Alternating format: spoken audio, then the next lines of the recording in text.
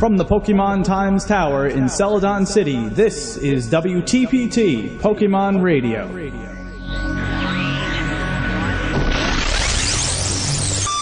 Welcome to another genuine episode of WTPT. I'm Joey, and with me as always, my buddy, KC. Yeah, I'm his pal. He's my buddy. That's why he's on my friends list. If he wasn't there, I don't consider you a friend. I don't care. Yes, those who have my trainer ID are my true friends. That's right. That's the only thing. Only a trainer is truly an ally you can trust. Because they have monsters to keep them in line. We have a pretty spectacular show planned for you, as always. That's right. We're going to try something new today. All right? I want to leave that surprise for you.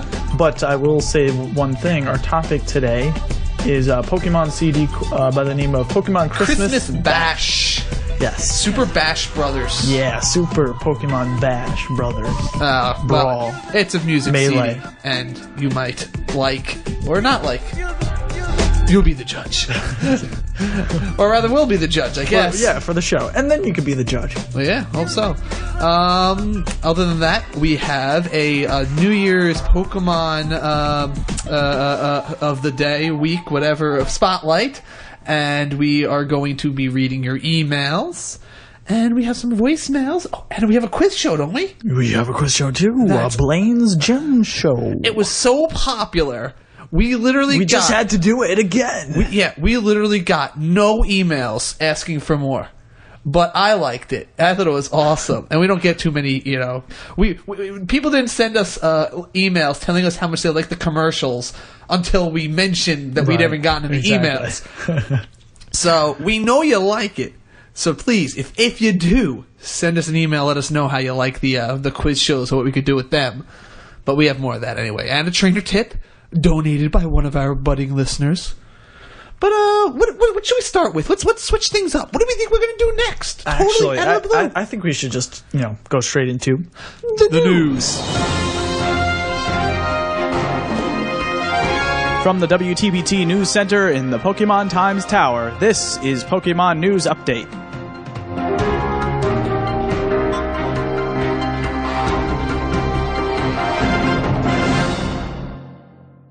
And now for tonight's headline.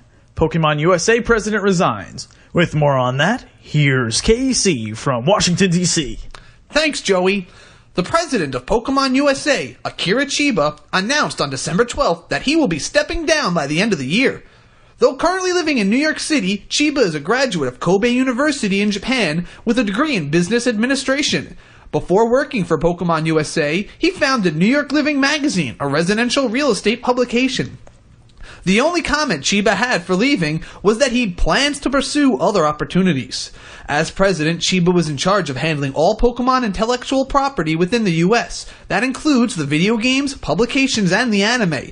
Chiba worked with Pokemon USA for 5 years. He will be replaced by Kenji Okubo, who will be handling all Pokemon operations outside of Japan. That includes all over the world. Well, reporting from Washington, D.C.? Washington, D.C., this is KC. Back to you, Joey. Thanks, KC. And now a brief public service announcement. With winter in full force, it's time for trainers to get their Pokemon an annual pokepress inoculation. Reports show that the virus is spreading at an exponential rate, and the Trainer General has issued a warning that any trainers who have not done so already should take their Pokemon to a nearby Pokemon Center for the shot. Any Pokemon without one runs the risk of contracting dangerous strains of the virus. For more information, ask your local Nurse Joy. This public service announcement has been brought to you by Snowrun Stories, tonight at 8 on Jubilife TV.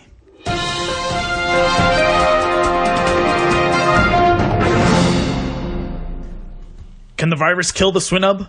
Nothing can kill the Swinub. So what do you make of this whole thing with the president resigning? Well, the way he says that he's going to pursue other opportunities, it means to me that he's been offered another job, though what with or what he's going into. He's going to head Disney. Yeah. No. It's probably something along those lines, though. Yeah, if you're going to leave, you know, a company like this as president of something like this, yeah, you would go. I'd imagine probably something. a similar company doing you know, he's the president, so you can't really get much higher than that, right? So yeah, so I probably got a nice big position. paycheck. Oh yeah, you know, and there's a lot of headhunting, they call it, when you're looking for, you know, your new president of your company. And you send out headhunters, and you find out, you know, who's going to fill the bill for you. You know what? Maybe he's going to go work for Digimon USA and give up all Pokemon secrets to the competition. All right. So with the Christmas season, with Christmas itself just passed, we still have till New Year's before the season's officially over. But you know what? I haven't actually gotten that Christmas feeling in a long time. You know, like not since I was. You know, maybe like 5, 6 years have I ever actually been into it. And I've always been looking for things to get me, to rekindle that feeling. And sometimes there was a video game like Christmas Nights that was able to like make me feel Christmassy again. And I was kind of hoping our feature topic tonight would be able to do that for me. And our feature topic tonight is the Pokemon Christmas Bash soundtrack. And with that, tonight is a first for WTPT. We have our very first live, I guess you could say, guest? Interviewee or guest or something along those lines. Co-host, a guest host. Guest host. Yeah, I like that. So, we talk about you. Why don't you introduce yourself, guest host? Yes, it's Stephen here calling from Packerland in Wisconsin. And what do you do, Stephen? I operate something that some of your listeners have probably heard of. It's called the Pokemon Internet Radio Network. We're an online internet radio station that broadcasts, for the most part, it's Pokemon music, a little bit of video game, and a couple random songs from my iPod every week. You can search Pokemon Music, or PIRN should get you there as well. Or Pokemon Radio. I do believe we're still listed a little higher on Google than you guys are. We'll change that soon. for Pokemon Radio, you mean, yes? Yeah. Okay. So we broadcast, any time of the day. You listen on your computer. You do probably need a broadband connection. You can theoretically get away with a 56K connection if it's good, but we really recommend you have, DSL or cable or high-speed wireless or something like that. So. Okay. And how long have you been doing that? Oh, gosh, it's been over 7 years. So we started in August of 2000, and it's ebbed and flowed over time. So I think now I'm sorry. I think we've got you beat by a little bit because not that we've been doing this for that long, but like we started it about like 8 or 9 years ago, probably, WTPT in some form or another. Yeah. Well, I've never claimed to own the patent on it. So. No, yeah, sure. No, but so, where are you from? Well, I grew up in a place called Janesville, Wisconsin, which is about, if you look on the map of Wisconsin, it's about 10 miles from the state line. If you look on I-90, it's about 10 miles from Illinois. I'm actually currently in the process of moving to Madison, which is it's not far away. It's about 40 miles away. Just getting out my first job, so that's what's new in my life. So that's a little brief history of me. I just graduated from a place called University of Wisconsin La Crosse, which is over on the Mississippi River. Oh, and that's basically my story there. Just because everyone seems to be interested in the age differentials, but how old are you? I'm 24. It's actually a little scary because next fall I could theoretically run for Congress, which is like. I don't think I could beat even any of the people around here, though. Well, and most of the listeners of our programs aren't yet old enough to vote, so we don't have that demographic. Yeah, I know. That would be a real good advantage for me, wouldn't it? But oh well. Yeah. I was just saying I got into Pokemon back in my freshman year of high school back in '98 with the video games, and then sort of snowballed from there. So. And you started with like red and blue.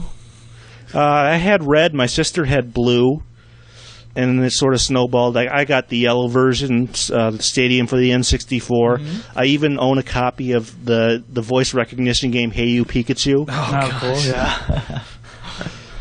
The Virtual Boy of the Pokemon series, I call that. I also do own a Virtual Boy, even though that was really before Pokemon came about. So unfortunately, there are no Pokemon games for Virtual Boy out of the... Actually, what is it? Just last night, I think I took my Virtual Boy and I put it to the curb. I just was clearing out my apartment. Oh, no. And I was getting rid of garbage, and the very first thing I had to part with, as much as it has archaic value and it's an antique of some renown, is an antique of evil renown. It's kind of like, I don't know, if you had like Satan's goblet, it's something of some sort of fame, but you don't want to keep it in your house. And I had to decide what to get rid of, and I got rid of that and a whole bunch. I mean, I kept the earliest and some of the favorites, but I had to get rid of a whole bunch of my old Nintendo Powers. Oh, yeah. Oh, gosh. I still got a bunch of those in the basement. But I guess we should get back to the album you were talking about. Yeah, why don't you tell us a little bit more about this now? You said, you told me earlier that they kind of re-release this every year or so. Well, it's a holiday release, so I'm guessing, I don't know the exact particulars. It was produced originally in the fall of 2001. It was originally released by Koch Records, who was published most of the Pokemon music, except for some of the music relating to the pop music scores from the first two movies. And basically, every year they update their distribution website with a new release date, which I assume means they're putting out a small quantity of the CD for, like, stores or like Amazon.com or whatever to sell for that year. The most recent Pokemon CD came out on iTunes last year, and they put out an extended edition on CD earlier this year. That was Pokemon X 10 Years of Pokemon. So that was the first new Pokemon on CD in about 5.5 years when it came out earlier this year. Huh. Interesting. So there hasn't been any actual new additions to this Christmas album since 2001? No, it's the same CD. Okay. I should point out that if you're buying it on the Amazon MP3 store, that some of the tracks are mislabeled. Just a little heads-up warning. All right. So, as for the first thing we noticed when listening to it was, there are a couple of just, I guess you could say, remixes of actual Christmas songs. Right. And there's the Team Rocket version of the Christmas song, which is one of my favorites. That was definitely one of my favorites, too. It's maybe because James and Jesse have the most articulate voices. Ash's voice doesn't seem to lend itself too well to singing, I don't think. Although that does work well sometimes, but... Yeah. I don't think Ash's voice lends itself well to anything. It's just kind of obnoxious and childish. But Jesse and James definitely, especially when you pair them up for singing, they just sound so, I don't know, right, like a couple. And Misty seemed to come out pretty well. Rachel Lewis, who was, did Misty at the time, and stuff like that. She's always been, I think, regarded as one of the better singing voices, which is why she did the voice, I should say, of the original Jigglypuff. Both in the TV show and in the Smash Brothers games. So cool. And Brock should not be allowed near a microphone in any way, shape, or form. Though I gotta say though, another song I did like on here that was pretty cool was the "I Keep Home in My Heart." Oh gosh, that is one of the no-nos on my station. Oh, yeah. Actually, I really, for whatever reason, did not like that song, and I refused to play it on my station. Well, what are the other ones? Unless you come to my house and got like a cattle prod or something, it ain't going to be on there. What are the other ones you refuse to play on your station? There's 4 of them. Let's see. There's the I'm Giving Santa a Pikachu for Christmas, the vocal version. It's just so cheesy, I can't stand it. Sort of the same thing with Must Be Santa, which is another Pokemon cover of a famous... It's not that famous. It's not as famous as, obviously, the Christmas song or some of the songs they parody in the Christmas melody. We both were cringing a little bit while that one was playing. Compared to some of the other albums, like, for example, there are 7 of the 16 songs on the first movie soundtrack that I will not play on my station, even though there are a couple I would like to play, but I would be shot if I did. We'll have to make a list of the ones banned. The no-no list. Yeah. Yeah, well, they're all pretty much, if you go on the PRN website, which you can link to from my station page, is I have a bunch of tracks that are grayed out that I just don't play on my station because either I don't like them or, like I said, I would be drug out into the street and shot if I did play them. See, I actually like the I Keep Home in My Heart only because it kind of, I don't know, it just added to the characters a little bit because usually they're always on the road and, you know, they're just living the ideal wanderer lifestyle. And it's almost like one of the only songs that kind of like, I don't know, it's first a Pokemon song and then a Christmas song. Yes, right. On the soundtrack, because, you know... it's quite possible it was something that was designed for another album, and then they said, well, we don't have anywhere else to put it, so we'll put it on Christmas Bash. I wouldn't know that for a fact or not, but it certainly seems reasonable. Mm-hmm. What was the other one I liked? Oh, the other one I did like, though, was Nobody Don't Like Christmas by Meowth. That was great because Meowth, I mean, he just has character, and I don't know, you don't feel like that voice is trying to sing seriously ever, because he's always... I don't know, I couldn't really stomach that too much. There are a lot, especially in Japan, I forget the name of the guy who does Meowth, which is Meowth, I believe, in Japanese voice, has quite a few songs. There's a Japanese version of the song from the 6th movie short, Poko Doka, and there's one from, I think, the 9th movie. It's called, like, Big Meowth Day or something like that.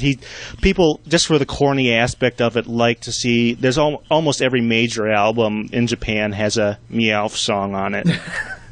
You have to have Meowth. He has to be in the spotlight. That's what he was born to be. Makes sense, because he's the only Pokemon that could actually sing without lyrics.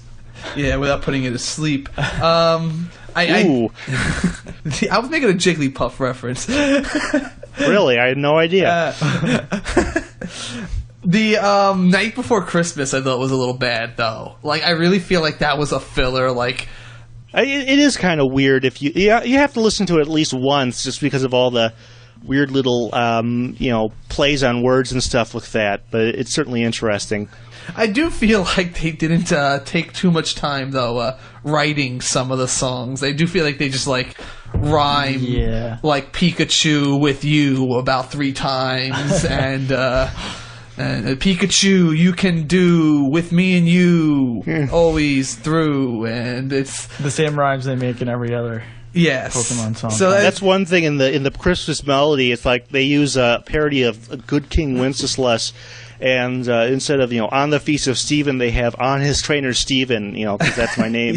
Not because that's not why they did it. I just mean that the only word that anyone can ever seem to come up with that rhymes with Stephen is even. I'm believing, huh? I'm believing. That's right. Yes, any lyricists out there, those are a couple good ideas for you to get off the even kick. Now, there was also one thing I noticed. I think it was Under the Mistletoe, but since this came out pretty early, I'm not sure if this was something. This was like mid Johto. All right, because. I don't know if I watched up till there, but it seemed like Misty flat out was like admitting, at least to the listener, her crush on Ash, saying she wants to dance with him. Poke shippers would be very, very much in love with this song. Who's in love with this song? Poke shippers. That's the original form. Shipping is a short word for relationshiping. Those are people who believe that certain characters, usually from an anime, should be together. So poke shipping is the original one, Ash and Misty. There's advanced shipping, which is Ash and May. There's about 5 million of them. You can go and look them up somewhere, I'm sure. Keep listening for more from this interview